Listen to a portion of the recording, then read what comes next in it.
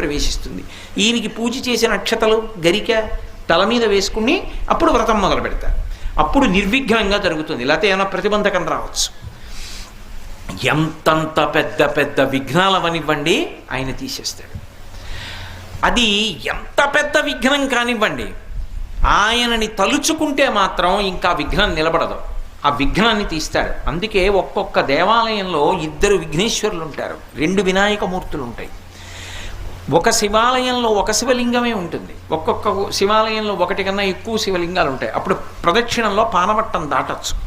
సరే, ఇప్పుడు శైవాగమానికి సంబంధించిన విషయం ఎందుకు, కానీ వినాయకుడు సాధారణంగా ఒక్కడే ఉంటాడు, ఉండాలి కూడా. కొన్ని చోట్ల ప్రత్యేక సందర్భాలలో ఇలా ఎందుకు పెట్టారండి అని మీరు అడిగారు అనుకోండి, వాళ్ళు చెప్పలేరు. కానీ ఒక్కొక్క చోట ఒక్కొక్క ప్రత్యేక సందర్భంలో 2 వినాయకులు ఉంటారు. 2 వినాయకుల్ని ఎందుకు ప్రతిష్ఠ చేస్తారంటే